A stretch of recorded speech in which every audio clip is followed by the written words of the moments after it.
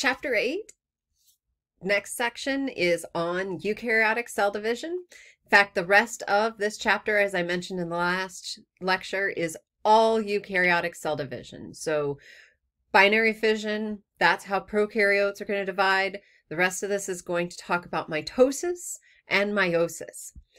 Now, there are two types of cells, and depending on the type of cell is going to depend on what type of division, whether mitosis or meiosis is going to happen. So we've looked at these before.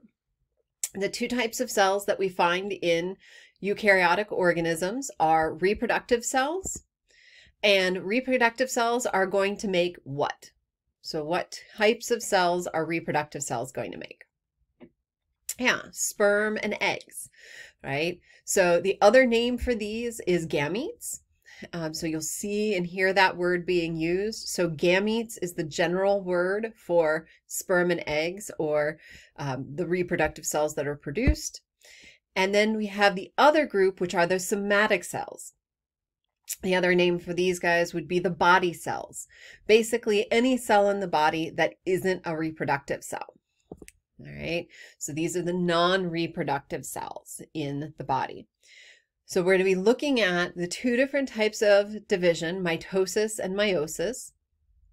We're going to use mitosis on somatic cells, and we're going to use meiosis with the reproductive cells. So meiosis is going to be used to make sperm and eggs, and mitosis is going to be used to make somatic cells.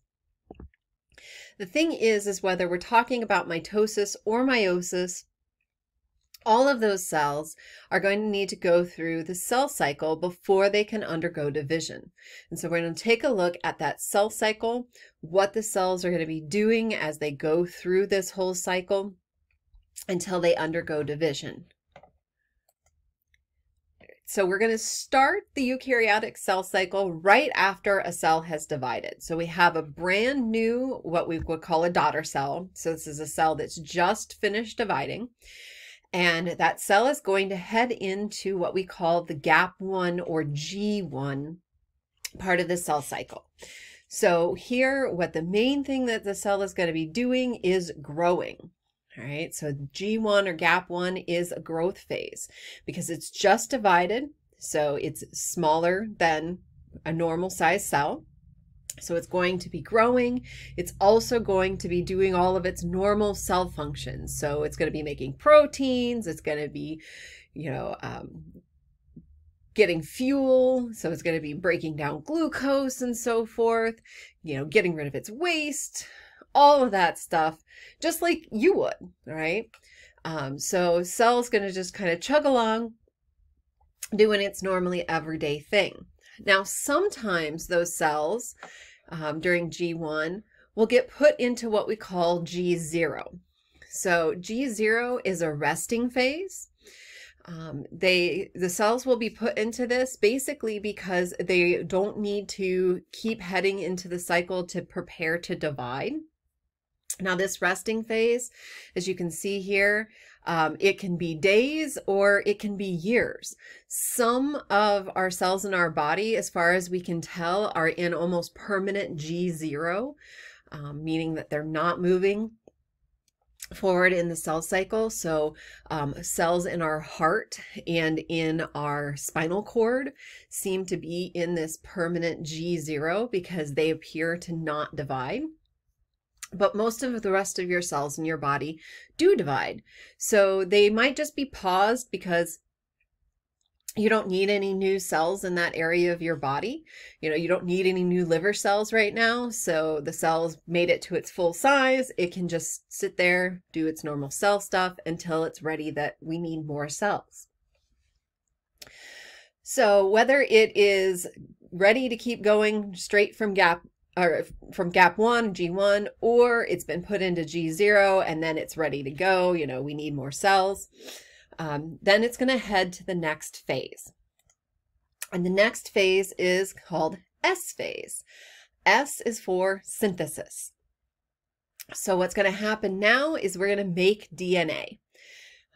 Why would we want to make copies of the DNA during S phase? what is the cell going to need copies of the DNA for?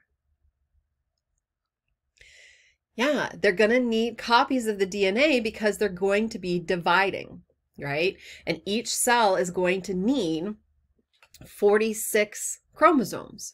They need their own full set of the chromosomes. So DNA synthesis, you might see it called replication, duplication. As I mentioned before, all of those are going to be the same thing. So S phase, we're going to make sure that there's a copy of all of the DNA by the end of S phase. Then the cell is going to move into another gap phase called gap 2. I know, it's very original. Gap 2 is just another growth phase. Get the cell going a little bit bigger because it's going to get ready to divide.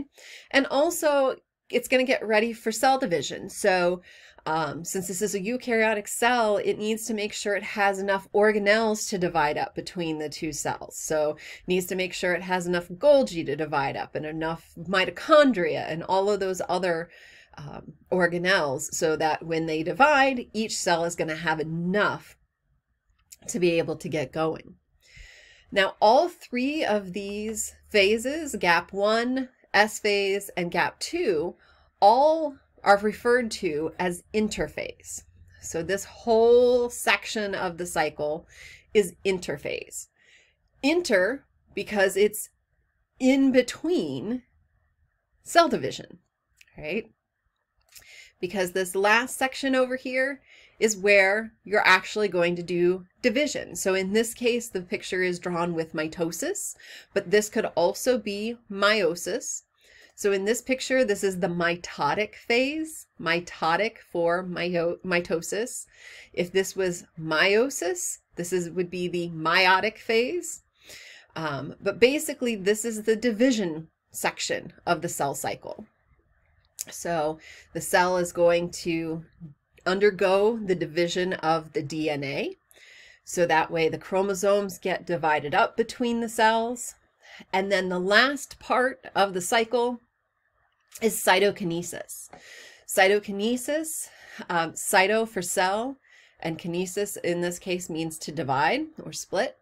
So we're going to divide the two cells apart. So the actual division, mitosis or meiosis, is where you're going to divide up the genetic information, but cytokinesis is where we actually divide the cells. And so cytokinesis divides the cells apart into the two daughter cells, and then each of these cells is going to start the whole cycle over again. Okay, so this cycle has to happen for every cell, whether it's undergoing mitosis or meiosis. Now, after taking a look at that, which part of the cell cycle does the cell spend most of its time? And it is interphase, A, all right? So if we go back and take a look, a majority of a cell's time is spent in interphase. And hopefully that makes sense, because dividing up all of the stuff doesn't take a whole lot of time. But just like, a big organism like ourselves, it does take time to grow and gather all of the materials that you need, to copy all of the information, to finish gathering all of the stuff. All of this takes a lot of time and energy before you can do that final dividing up all of the stuff, right? So the actual division, the mitosis or meiosis, is relatively quick, but most of the time the cell is going to be in interphase, okay? Now, the thing is that cells aren't allowed to just go willy-nilly crazy through the cell cycle. There is a control system, a check system on the cycle. So throughout that cell cycle, there are little checkpoints where it's going to stop it and say, okay, are we ready? Before we keep going, is everything good? So the first checkpoint is right here between G1 and S phase.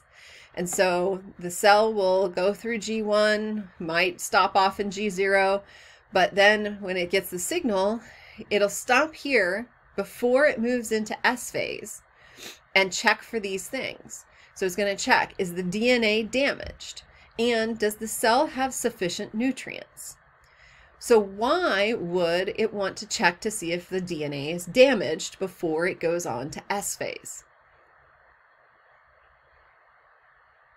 And yeah, we want to check to see if the DNA is damaged before we go into S phase because we're going to be making copies of that DNA in S phase, right? So hopefully that makes sense. We want to make sure that the DNA is okay before we keep going, right? If it's not, then just stay here. The next checkpoint is after G2, gap 2. Before we head into the division, mitosis or meiosis, we're going to make sure, has the DNA replicated properly? Hopefully that makes sense. We want to make sure that all the DNA actually got copied. We want to make sure we have the full set, right? The full 2 sets of completely replicated DNA before we move on, because once we get past here, we're going to divide everything up. So we need to make sure everything is good to go. And then the last part is right before we do the division of the DNA. So right before, and you'll see this when we go through mitosis and meiosis, before we pull on the sets of the chromosomes, because they'll be in pairs of what are called chromatids.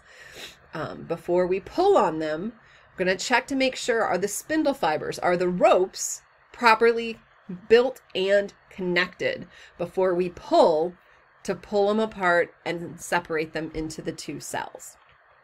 Right? So there are these checkpoints. Now, I talked about in the first lecture that you can get cells that are immortal because they have the ability to divide without, basically control, because they get those telomeres that they can rebuild. Well, another way that that can happen is this control system can get broken. Because if there's nobody to stop them at these checkpoints, they can just blow through the checkpoints and keep dividing even if there's something wrong. All right, so the next lecture is going to take a look at the S phase, looking a little bit about how we do that DNA replication.